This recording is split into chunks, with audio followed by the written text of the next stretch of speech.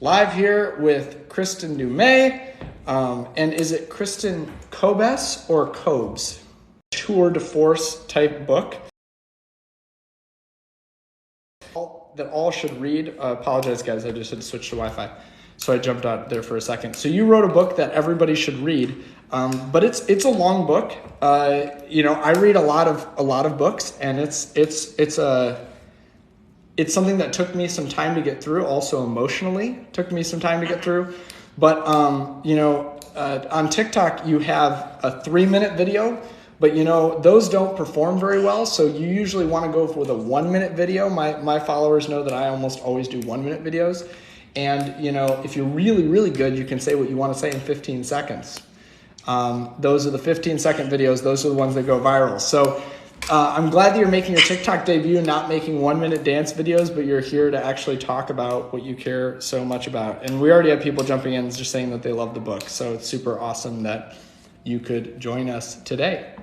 So all here, just know, I know that we got some people jumping on already, but just know, y'all, that if you have questions, it would be great for you to drop them in the Q&A, people saying welcome to TikTok as well. So Kristin obviously cannot see the comments, so I'm going to read the comments out loud. You guys are on my very silly streaming setup here because TikTok still has not granted me the privileges to do this legit.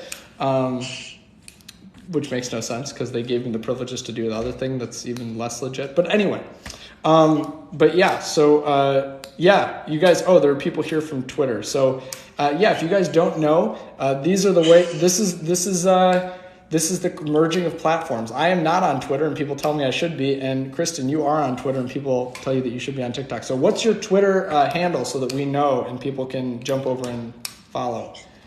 Yeah, my Twitter handle is @KKDuMez. So that's KKDUMEZ.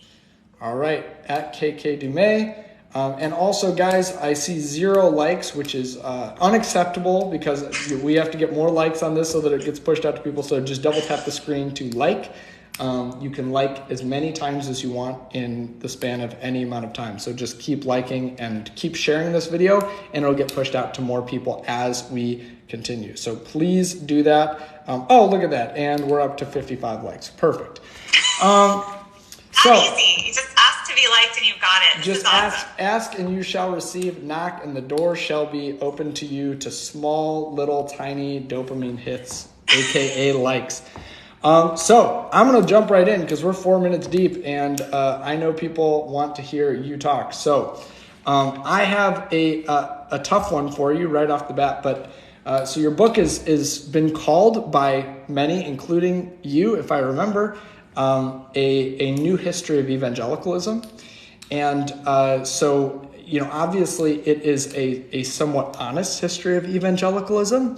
It is not, apologize for that, guys. It is not a whitewashed history of evangelicalism. It's pretty, I don't want to say damning, but I'll say it's pointed, it's prophetic. So number one, are you an evangelical? Did you describe yourself as an evangelical before this, and do you still identify as an evangelical now? I never identified as an evangelical, so just put that out there. That said, I have to complicate this because there's different ways to define evangelical. And technically, I'm a member of the Christian Reformed Church, which belongs to the National Association of Evangelicals. So it's not false to say I'm an evangelical. Other people could put me in that box. I've never self-identified as one. I grew up in a very distinctive, confessionally reformed Dutch immigrant community. We actually defined ourselves against evangelicals. We kind of thought we were smarter than evangelicals, and honestly, had better theology, knew how to read the Bible better, and so that's never really been part of my identity. So I know the book appeals to a lot of deconstructing evangelicals, ex-evangelicals. I don't consider myself deconstructing as much as still in line with more the social justice tradition within the broader Reformed tradition. Sure. So you'd say that you never defined yourself as an evangelical, so it didn't change your perspective. But did writing the book change your perspective of what we'll call just kind of wholesale? So I do identify as an evangelical for kind of the same reason that you don't identify as an evangelical. I'm part of a tradition that defines itself this way. And so I'm like, if my tradition defines itself this way, then that's what I am. Like, if like you can't say like, are you an evangelical pastor? Like, yes, because I'm a pastor of an evangelical church. Like, I don't know how to say that another way, but yeah. Yeah, so I should also say though, so I didn't self-identify as an evangelical, but that said, I grew up in a small town, and we had one bookstore in town, and it was a Christian bookstore. So that's where we got our graduation gifts and our birthday gifts and so on. I only listened to Christian radio because I grew up thinking the top 40 was sinful. And I had a pastel sweatshirt that said Messiah and El Shaddai on it. And so I participated in this evangelical consumer culture. I listened to Amy Grant and Sandy Patty and Jars of Clay. And when you read Jesus and John Wayne, it's a cultural history of evangelicalism. And I certainly participated to an extent in that evangelical consumer culture. And so, and that's kind of how I define evangelicalism in the book. I say it's not primarily about a set of theological beliefs. It's more about the extent to which one participates in this consumer culture. And I definitely did more than dip my toe in that, certainly when I was growing up. Yeah, so that's a great point. And thank you for just jumping out and saying that. So you would say that Jesus and John Wayne is not really a book about theology. It's a book about how theology informs a specific subculture, namely the evangelicals of America. And how broader cultural currents shape theology, right? So it is about theology, but it doesn't hold up theology as somehow above history or outside of history. Certainly there's a theological tradition that evangelicalism is responding to, but evangelicals tend to obscure the role of culture. Like, culture is out there. Culture is something that happens to other people, and evangelicals are Bible-believing Christians, and their beliefs are simply God's will, God's word. And as a historian, that just doesn't hold up, right? And so I think that's one of the most disruptive things that Jesus and John Wayne has done, is it just shows that evangelical beliefs have a history, which doesn't mean that they can't be biblical, but every historian knows there have been so many different ways that Christians throughout time and across space have thought about things like masculinity and femininity, and have emphasized certain parts of the Bible and really de-emphasized or neglected others. And in just making that history plain and making evangelicals a part of history. And evangelicals tend not to do that so much. Yeah, well, it's like you just said, there's this perception among especially white evangelicals, I'll say, that the Bible is a thing that can be known. Yeah. Whereas I think many people who are in the deconstructed, so I'm like a pastor. I would say that I'm in, by many definitions of deconstruction, I'm a deconstructed or deconstructing pastor. But in many ways, what that means is actually not moving away from any sort of biblical orthodoxy. And whether I do or not, usually what I'm presenting is not that as a pastor. It's not moving away from any sort of biblical orthodoxy. It's actually moving away from a certain interpretive framework that this evangelical subculture has created and fostered, and then kind of, for lack of a better term, imposed on broader society. So yeah, I mean, and so your book talks about a lot of things. It touches on a lot of things, but one of the main things is that you do talk about politics, which is a hot topic on my page always. So I mean, I posted a video this morning kind of amping up this conversation, and there was like, I don't know, somebody can go on my page and check how many views. It's like a couple thousand views and like several hundred likes. And really the question, I did it in this goofy trend way, which is like super TikTok, but the question that I was asking is, so how can evangelicals who have this sort of moral majority mindset continue, even today, I mean, in light of the last 2 years, continue to support the former president? And you talked about that in your book. So give us the spark notes here. How did we get to the place where evangelicals are supporting, the 45th president of the United States? Yeah, so in the fall of 2016, that was the pressing question, not just in November of 2016, but it really came to a head in October of 2016 with the release of the Access Hollywood tape. At that point, it was very clear that evangelicals were backing Trump. Already at that point, we're around that 81%, and then the Access Hollywood tape release. And you know, the world kind of stopped. What's going to happen now? Surely moral majority folks can't support this guy now, and of course they did. A couple wavered ever so briefly, and most did not. And so the real question was, how could evangelicals betray their values to support somebody like Donald Trump? Family values evangelicals. But because I had looked into this longer history years earlier, I knew that wasn't the right question to ask. That in many ways, evangelicals weren't betraying their values to vote for Donald Trump. We didn't really understand what those values were. And if you look to history, and particularly when you look at gender and race and politics, you can see that the assertion of white patriarchal authority has always been at the center of family values politics. And as long as you know that, this doesn't seem like such an aberration. And it goes hand in hand with this us versus them militancy that has characterized evangelicalism, certainly in its political guise, for more than half a century. And if you know that history, in many ways we have to see support for Trump as the culmination of...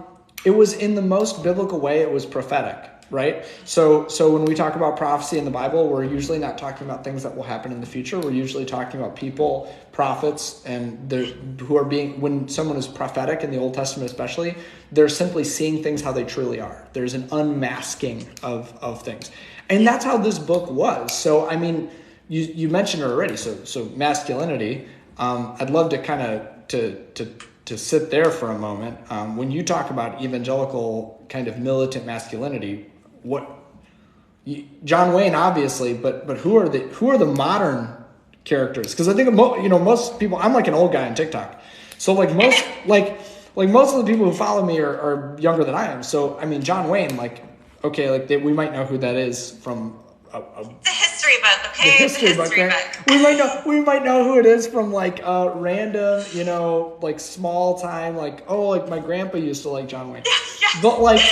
But so I know in the book you talk about William Wallace. But who are the characters? If you could rack your brain, who are the characters today? Yeah. Okay, first of all, let me just say, if I could have found a way to get Jesus and Mel Gibson's William Wallace from the movie Braveheart into the title, I would have. I just couldn't find a way to get that. And John Wayne works because it's historical, and it brings us back to the 60s and 70s, which is really critical. But no, we were well aware that people of a certain age would not necessarily know who John Wayne was. But again, it's a history book, and it's held up okay. So who are we talking about today? Really, it's an ideal. It's this heroic ideal of, and when I started reading these books more than 15 years ago, when I first was kind of introduced to this literature on Christian manhood in the early 2000s, I realized that they just loved their heroes, and that they used the same cast of characters in dozens of books. And some of those were Teddy Roosevelt, big favorite, George Patton, General MacArthur, just random cowboys and warriors, and any American soldier pretty much, and William Wallace, and sometimes we get some Confederate heroes thrown in as well. And then also John Wayne kept popping up, right? These were the guys that just kept getting recycled in the early 2000s. And then it moved more towards military, just like the airborne ranger ideal. Any guy who could claim to have been a Navy SEAL or to have some military experience was really held up as a hero. And then we morphed into the Trump era when against all odds, somebody like Donald Trump steps into this role, and he's of course not a physical warrior. He doesn't embody it in that kind of way, but what he does do is he exemplifies this kind of ruthlessness, this no holds barred. He's going to do what needs to be done, and he is absolutely unrestrained, politically incorrect, And that's the kind of, so you kind of lose the honor part of the heroism, and you just embrace the ruthless warrior. And he was the man who, God had appointed to lead the charge. He was the ultimate fighting champion. So that's kind of the trajectory. Well, and just the way that you talk about Donald Trump, like obviously not like kind of antithetical to the military man. I mean, he kind of dodged that, like, but, as did John Wayne, yes. Yeah. Oh, yeah. As did John. Right. It's an ideal.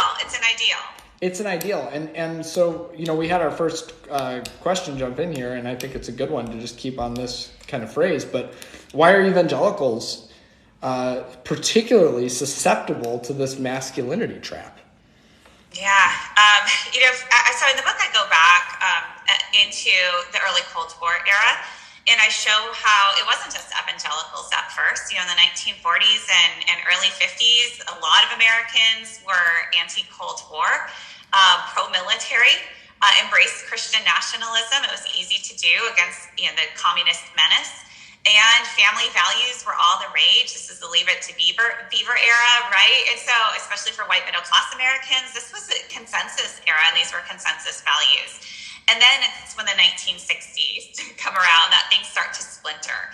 And you have the rise of the feminist movement, the civil rights movement, and the anti-war movement. And that's when conservative evangelicals really double down on pro-military, anti-communist, traditional family values, anti-feminism, and many also oppose civil rights. And that's when this comes to the fore. And if you think about all those kind of threats to the social order, feminism, civil rights, and Vietnam and the anti-war movement, again, it's this assertion of white patriarchal power that is the antidote to all of those in various ways. And then this dovetails with theology. So theology does matter, but a certain interpretation of biblical teachings on gender, on authority. And when I looked at the documents from the 60s and 70s, it was startling just how important authority was. Social hierarchies, not just masculine authority over women and children, it was that, but just the entire society organized hierarchically, and you owe obedience to the people above you. And so evangelicals, that kind of moved to the core of their identity just at the time when they are asserting themselves politically as a partisan political force during the party realignments, really helping to build the modern Republican Party. So you've got theology coming together, huge emphasis on gender difference, traditional manhood, pro-war, pro-military. All of this is kind of this crucible for evangelical identity. Well, and yeah, so I would love to just kind of piggyback off that and maybe offer a secondary, tell me if I'm off base here. But I think a big part of this too goes into the fact that because evangelicals have this hierarchical view of life and of family and of Christianity, there was this submission to their church leaders that allowed for them to essentially shut their brain off when it came to actually opening the Bible, right? So one of the things I've heard you say, and people don't ask you to go into this. I want you to go into it. When you say, or you have said, evangelicals are functionally biblically illiterate, can we, first of all, if you affirm this, like this, because I mean, this is my whole thing, that we're functionally biblically illiterate. But what, how do you come to such a conclusion from a scholarly perspective? I looked at survey data that evangelicals themselves produced, right? That they were, to their shock and alarm. I think this is a Lifeway survey. It's in the intro to my book. That there are just high levels, not just of theological illiteracy, but of actual heresy when you actually poll evangelicals on what they believe. But it also comes from my own experience, right? That I teach at a Christian university, and I've attended evangelical churches in the past, and I've participated in Bible studies, and I've just observed that there is a very shallow theological theological depth to many conversations. I attend a lot of churches, and the theology, even from the pulpit, is often very shallow. And so it just occurred to me, if I could back up just a little bit and say, like, one of the things that this book does that is innovative. And in historical circles, much of this book is not innovative. Let me just say that. What is utterly shocking for evangelical readers to read about Billy Graham and this in the way that I present Billy Graham, or much of this political history, none of that is shocking. And if you look at my footnotes, I'm not making this up. I wasn't in the archives. I'm quoting other scholarship. Right? This is all out there. Historians know this stuff. And that's why it's a little surprising to me still that the book is such a big deal in evangelical spaces, because they haven't been reading those books. They've been reading their own books. So that's just a bit of a caveat. But what the one thing that I do that's rather innovative in scholarly circles is to define evangelicalism not just by this theology. And it's because of what I've observed, really. And there's survey data to back that up, but really just observing. And this really becomes clear when you look at the question of race, for example, too, in evangelicalism, that if you just use like some theological rubric, the vast majority of Black Protestants count as evangelicals. But the truth is, the vast majority of those Black Protestants do not identify as evangelical, because it's so clear to them that it's not really theology that's at the core of evangelical identity. Who's in, who's out, who belongs, who does not. There's something else going on. And so it's really just as a cultural historian observing, this is how this works. And then you ask the next question, well, what is really going on? Where are the boundaries? Who gets to draw them? And then, yes, the authority of these preachers and the way that they demand deference. That's one of the things that really jumped out at me. And, there's some comments about the tone of the book that I get sometimes, the subtitle, the chapter titles.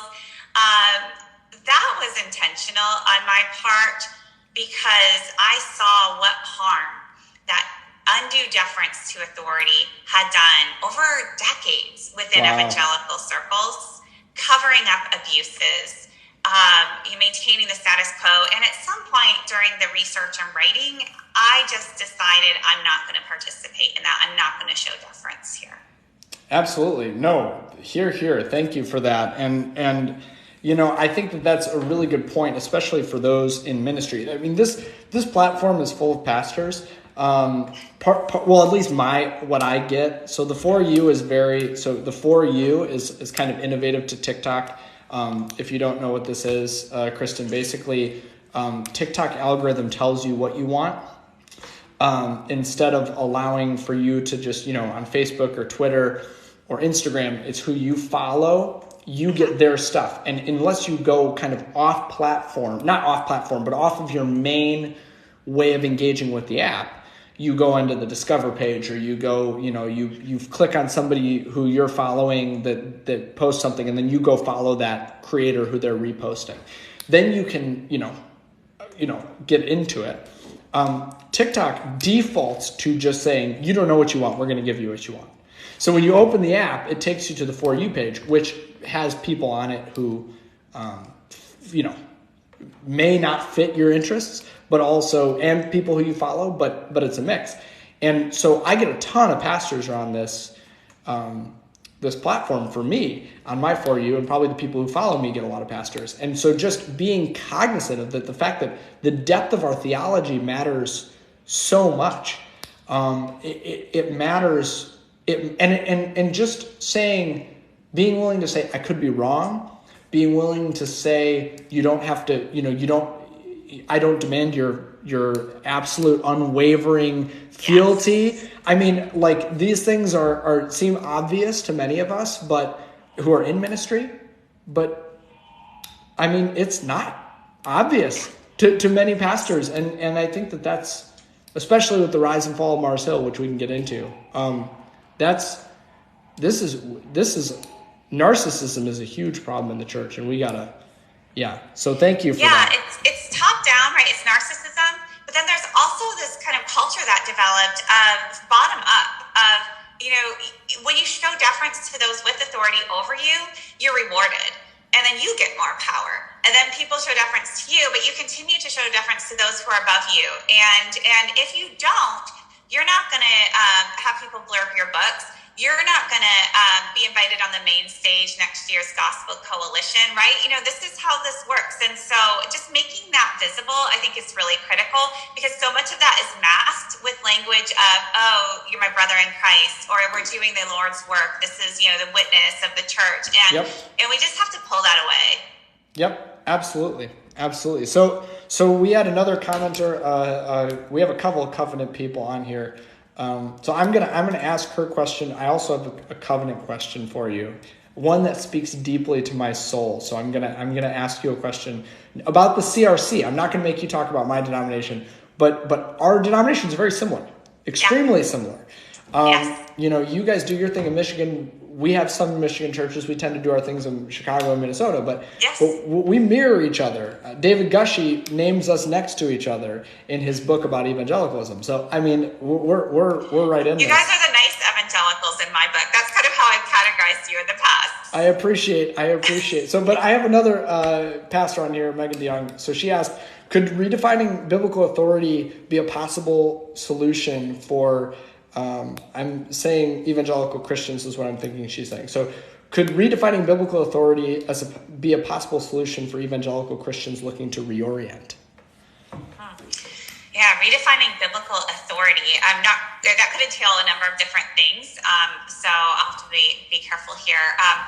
I think so. I think being a little bit more humble. And here too, I'm speaking from my tradition, from the Christian Reformed Church and this Reformed intellectual tradition, where nothing is ever simple. Like, seriously. I mean, go to Calvin's website and like search anything, and you're going to pull up a 250-page single-spaced document answering whatever question we asked ourselves. Like, we do this all the time. And that's my culture. That's what I'm used to. And so we're always wrestling with the text and then the historical context and the theological tradition. And sometimes we actually come up with an answer, but often we just keep writing, memos and reports. That's, so I'm speaking out of that tradition because I will say it's super annoying to have to write and read these things all the time. And on the other hand, there's something really healthy about that nothing is simple, or very few things are simple. And the things that are simple are the things that are not of this world, right? We place our faith in, our hope in Jesus Christ and in Christ's death and resurrection. And that's it's in history, but the truth also is beyond history. And that is our certainty. And then we are trying to ascertain that truth as best we can. But in my denomination too, we have a very strong sense of human fallenness and human limitations. And that is not, I think certainly in the history that I was looking at with evangelicals, they tended to locate sin outside of their communities much more readily. And so this line between good and evil was not drawn through every human heart, but it was like us and them. And so there's this hubris and confidence that develops that we have God's word, and our interpretation of it, it's not even thought as interpretation. It is simply God's word. And then these communities can be quite insular and maintain that kind of isolation. So there's little realization among most people that, in fact, folks in the church just down the street, maybe it's a church in the Black tradition, maybe it's another denomination of from a different ethnic tradition or whatever, actually has a whole long tradition of interpreting those passages in very different ways.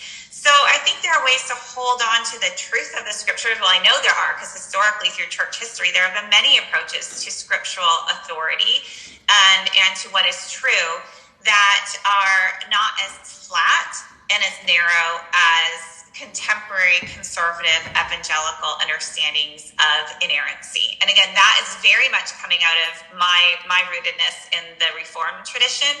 And you could come up with critiques of contemporary evangelical views of inerrancy from other traditions as well. Sure. Well, and that's super.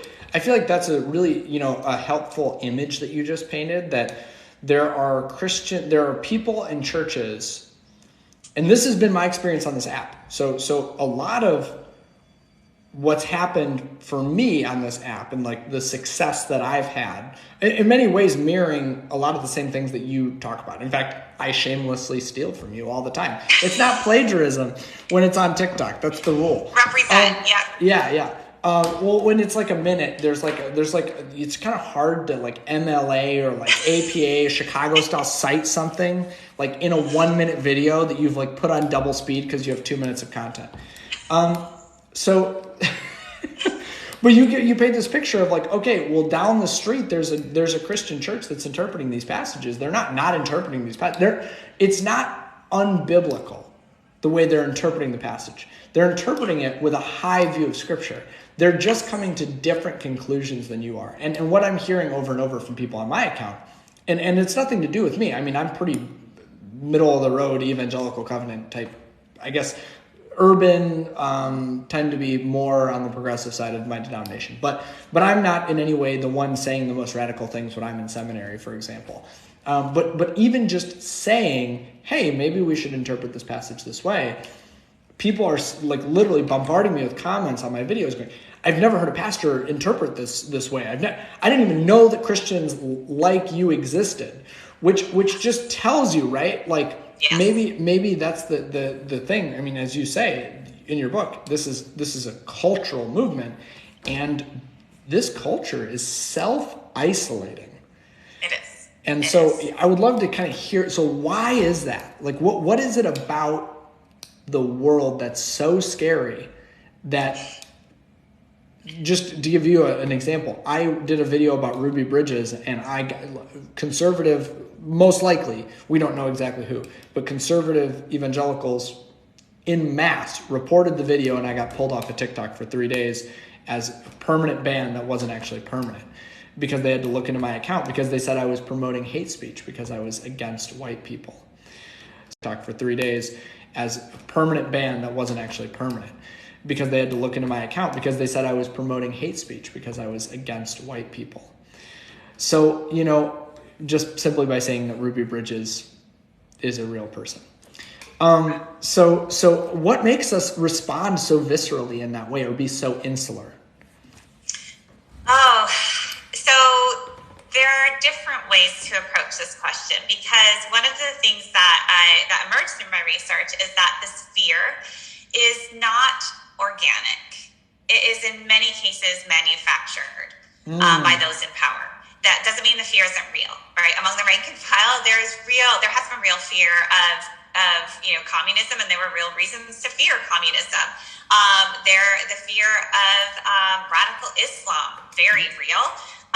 The fear of secular humanism, all of that. But when you see what really became clear to me in my book is when the chapter on the fake ex-Muslim terrorists, that's when things really clicked to me. Like these crazy stories of these guys that were paraded by organizations like Focus on the Family and CBN across evangelicalism, telling about their sordid past as radical Muslim terrorists. And they're all frauds. None of their stories check out. And I only learned about these guys because they came to Calvin. One of them did. And my colleague, who is an expert in Islamic history, was like, this guy is not making any sense. He's using words that don't exist. And so he tracked it down, and he called Focus on the Family, who was supporting this guy. And turns out they knew he was a fraud. Like total fraud. He claimed he played for the Oklahoma Sooners football. He didn't. Like nothing was true. And he wasn't a terrorist. None of these guys. That's like a very Googleable fact. Like, you played for the Sooners, yes or no? Like, that's like pretty obvious. Well, exactly. So this is the level we're talking. And that's when I realized, this is what comes first: the militancy or the fear. And often in our narratives, it is, evangelicals are so afraid. They get pushed to these extreme positions. They're afraid of demographic decline. They're afraid of the loss of their religious liberty. They're afraid of there's always something. What choice did they have but fill in the blanks, right? And respond aggressively, militantly. And I realized that we have to flip the script. In so many cases, it's the militancy that comes first. And leaders like Jerry Falwell Sr., like Mark Driscoll, right, know that they need to continually stoke fear in the hearts of their followers in order to maintain their own power. And that is how this works. And once I realized that equation, so much fell into place. So so that's part of this. Like the insular character, men like Mark Driscoll, they warned their members, don't go to that church down the road. Your very soul is at stake, right? This is war. You owe us absolute loyalty and 100% sacrifice. Give us your money, give us your time. This is how that worked, right? You can see that in Thomas Road Baptist Church too, like in this culture. So that's part of it. And then we can also just talk money, and not just the money in these church empires, but also the popular culture, this consumer culture. So it is in your interest, if you are selling books or if you are producing Christian music or Christian films, to convince your target audience that consuming your products is an act of devotion, and that consuming secular products will imperil your faith and maybe damn you to hell, right? You see how this works. Now, that doesn't mean that there's not good intentions here, totally mixed in, but there is this captive market for conservative Christian products in a way that there just isn't for more progressive Christians who might like a good Bible study, in fact do, but they are also very comfortable reading fiction that isn't, Christian romance, and they just are less afraid of the secular. So as a result, there is not there aren't the same products available because the market isn't as strong. So like we can think about the intentional stoking of fear, but we can also just think about the way capitalism works and the way that these religious markets function. Yeah, that was very gracious of you, and as a pastor, I'm supposed to lead with grace to say that there are good intentions mixed in. I don't see it that way. I don't, maybe this is just me. I don't always see those leaders as truly, like take Jerry Falwell Jr., Donald Trump, like one of these guys who's very, John Wayne, who's just effectively a-religious, right? They're not like anti-religion. They're going to use it, but like these guys are not Christian by the definition of John Piper or John MacArthur. I would not ascribe pure motives to Jerry Falwell Jr. I will not. I was thinking more generally of this consumer culture. Like, let's talk Beth Moore, right? Her Bible study is very much a part of this whole world. And I know that she had, she was preaching the gospel and spreading God's truth, and she will talk about that. But then she will also talk about how she was unwittingly complicit in creating this culture, in promoting some of these teachings. And she, among all of the national leaders, shout out to Beth Moore, I think has been one of the most, I guess, one of the bravest in terms of that introspection, in terms of that willingness to critique her own complicity in a way that many leaders, even those who have parted ways with this kind of populist movement, have not interrogated their own complicity in the same way. Well, and I think it's Women's History Month here in March. I think that a big part of this is that Beth Moore is a woman in evangelicalism, and so she's always been, and I'm going to say this, and maybe I'm going to be in trouble, she's been a second-class citizen from day one, because she's a Bible teacher who even, what was like a year and a half ago, John MacArthur told her to sit down. I mean, it was 2 years ago. Go home, three years ago. So she's always been a second-class citizen, and I'm not saying that there aren't the Phyllis Schlaflys and the Beverly LaHaye's out there, like there are. But I feel like women, in many cases, are more. It seems like they're more able to see the ways in which the masculine and the hyper-masculinity is just not.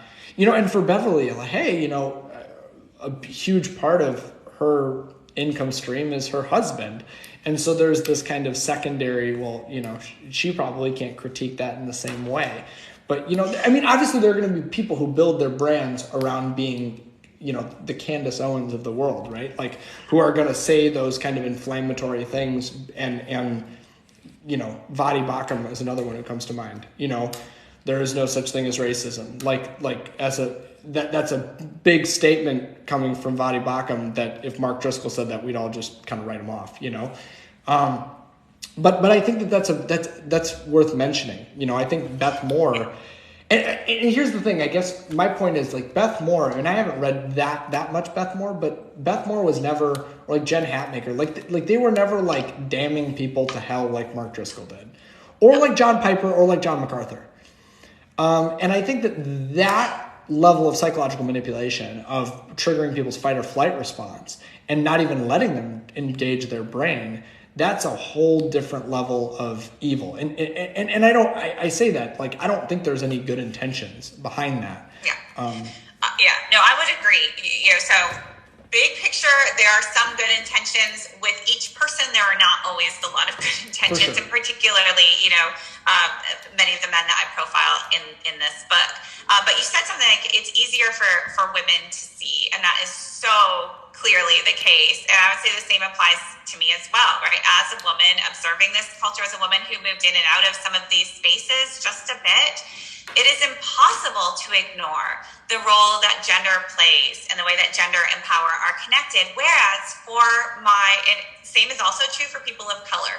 Just ask them, right? So Jesus and John Wayne is kind of like startling to white evangelicals. And by far the most common reaction among Black Christians who have spent time in evangelical spaces is, yeah, like, of course. What's the big deal here? Thank you for putting it We've been together. there. This was nicely packaged, but there is nothing surprising here. Sure. It's right.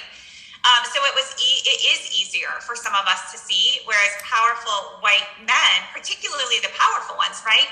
They were the ones who were treated with this deference. They were the ones who were called brother in Christ. They were the ones who were absolutely convinced that what they were doing and all they were doing was just promoting the gospel.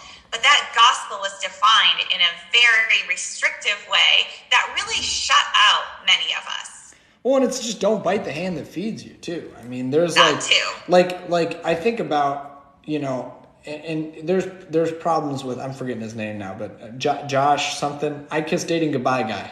Oh, Josh Harris. Josh Harris. Like, there's problems with Josh Harris, especially in the way in which he's kind of pivoted his platform, and now he's just like, I'll teach you how to be a Christian. He's like, now I'll teach you how to be deconstructed, right?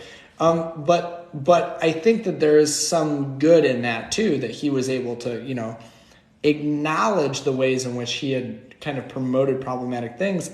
And it was really easy for him because he was getting, for lack of a better term, whether it's paid financially, I think that we have to also acknowledge there, as a pastor, when you get up in front of, I get up in front of 40 people every week. Like, it's not some big thing, but the affirmation of those people does matter to me.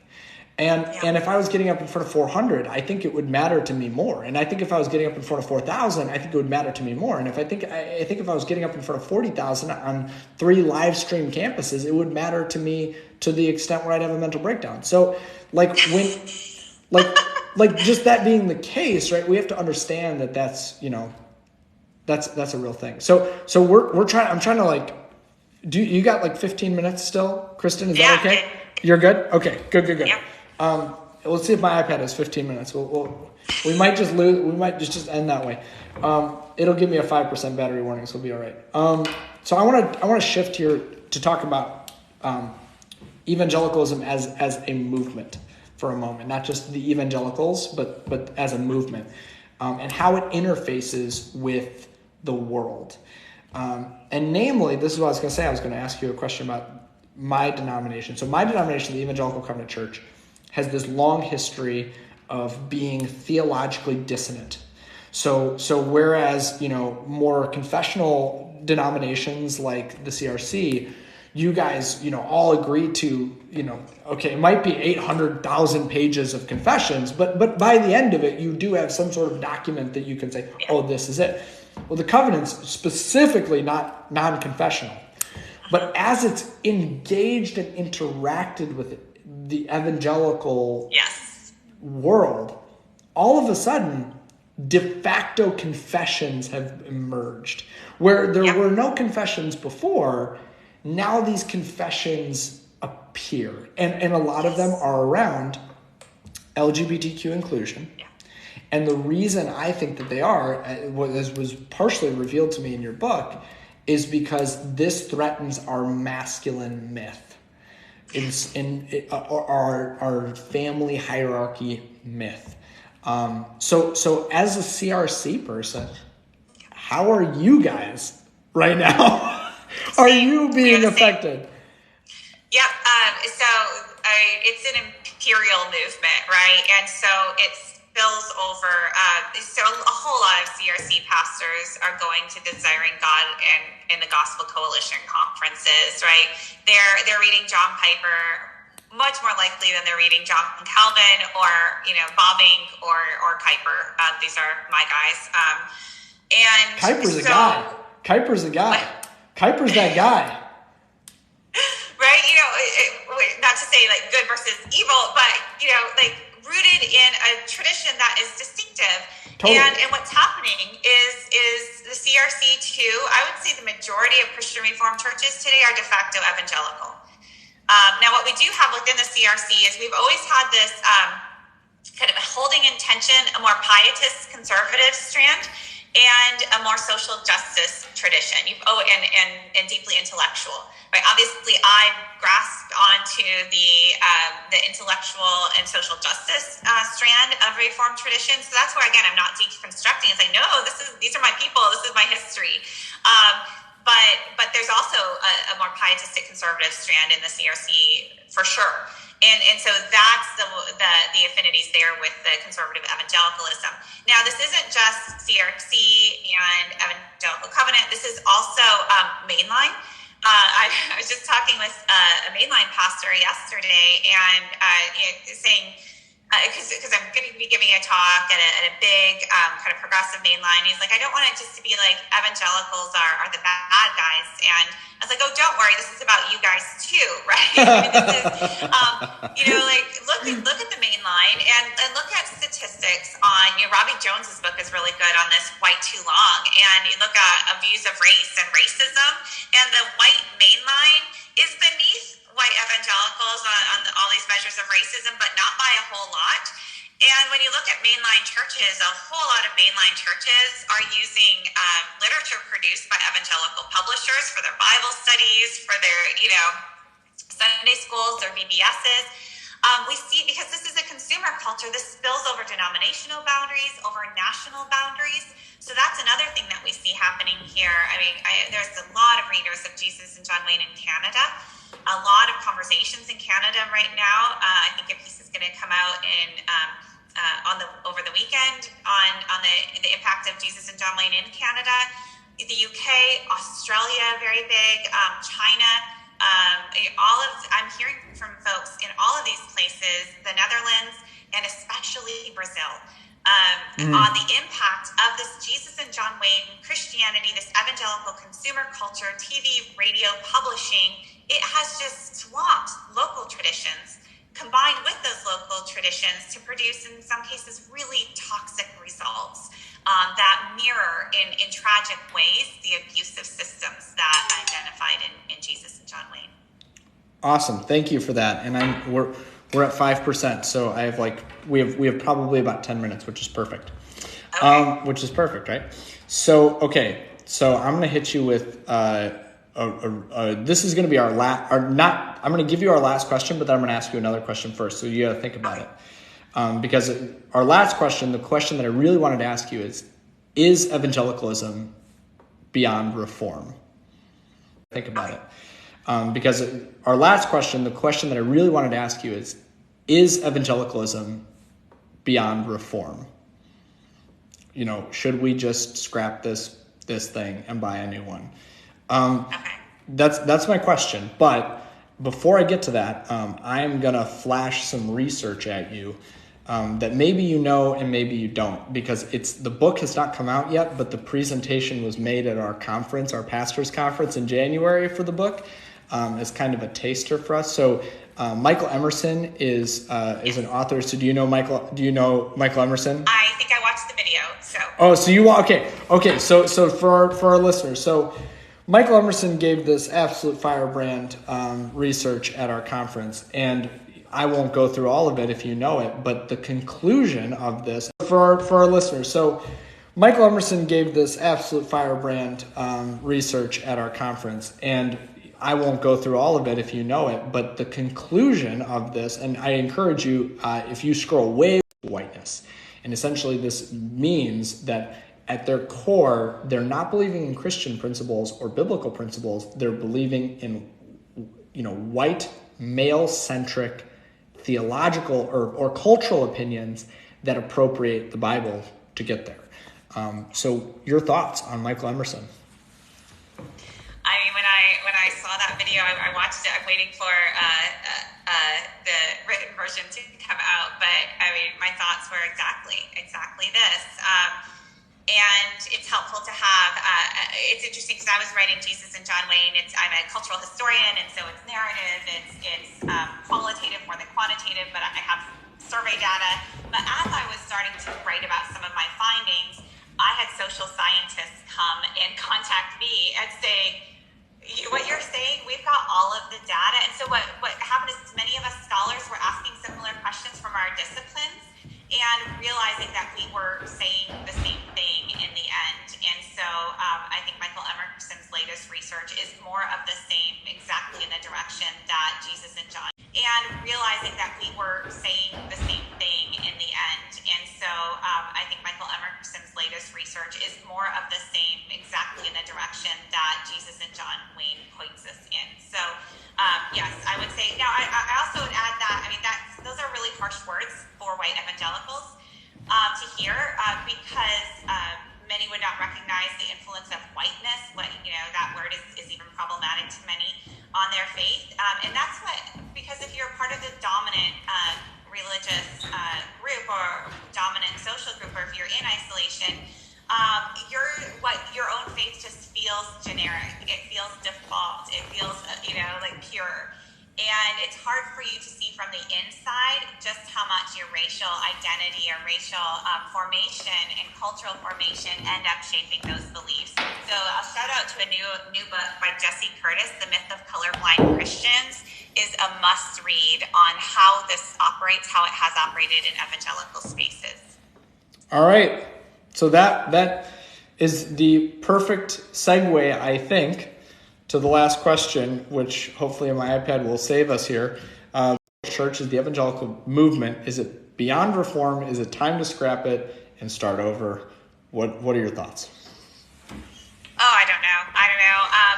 Some days I'm more of the burn it all down category, Friday, and other days, I mean, what is the evangelical movement? Ultimately, it's a number of things. It's made up of individuals, and what I'm seeing on the individual level is a whole lot of reckoning, a whole lot of honesty, bravery, courage at the local level, sometimes up to the national level individually. I'm so impressed, honestly, with stories that I hear. I'm inspired.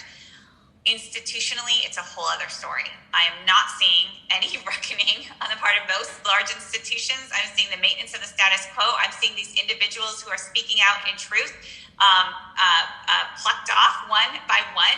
They are excluded. They are fired. They lose their pulpits. They just get burned out.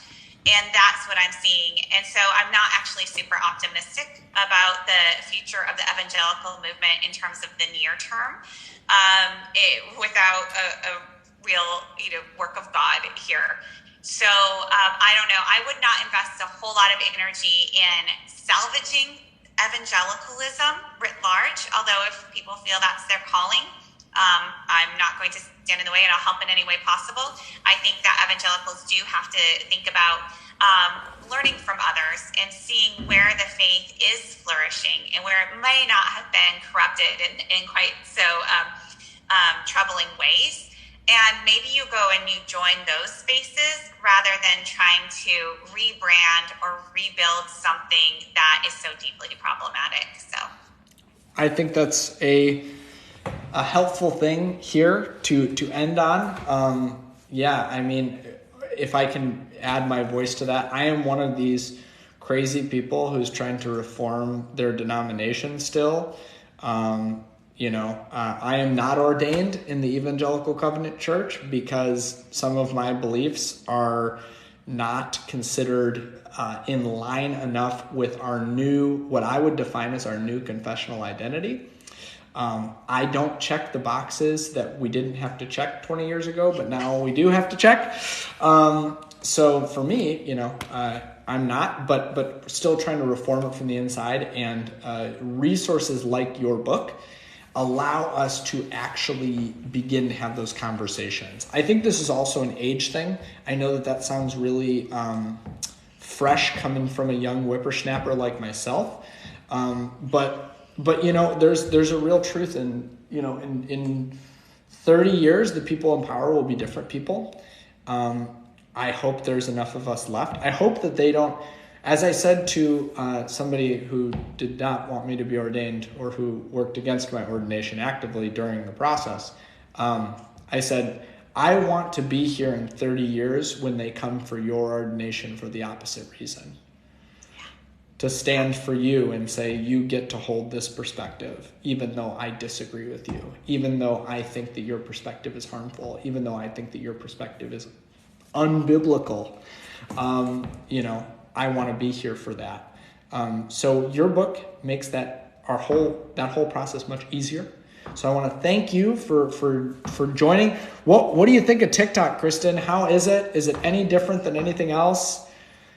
Are you gonna? My interface is a little bit like Zoom here, so okay. I'll have to go on TikTok now and experience it kind of firsthand. But This is awesome. I loved it. Thank you. Yeah. Well, we're if you guys want, it's at Kristin Du Mez, right? Is your TikTok? I don't even know. Okay, I'm like 90%. Guys, I'm like 90% sure that it's at Kristin Du Mez. I'm really hard to find, and I'm not there much ever, and I had to email my password to figure it out. So I don't know. Good luck finding me on TikTok, but maybe I'll show up more. I think it's just at Kristin Du Mez. I'm punching it in, and then I think if somebody wants to go and check it, but I'm pretty sure that's what it is. There's no videos posted, but Kristin, you have to change that fact.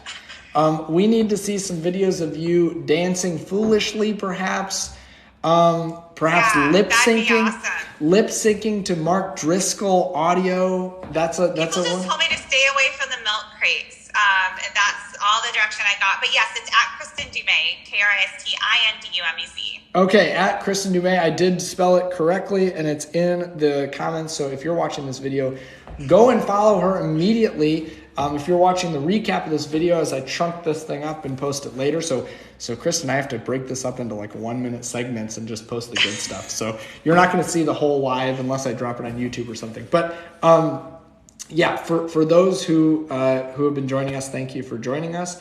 And go buy the book. Follow her on all of her social platforms. Troll her on Twitter until she makes a TikTok video. But most importantly, go buy the book. Read the book, take the book to church, give the book to your pastor, fully highlighted, and tell your pastor, hopefully tell her we need to talk about this, we need to deal with this, and if it's a him, demand that we need to talk about this right now. So Kristin, thank you so much. I really appreciate you. Thank you for being my former co-pastor Phil's professor way back in the day so that he could connect us at Calvin, and yes, thank you for all you have done for this world. Any upcoming talks that we can look forward to, or just follow you on Twitter and that's where we'll find out?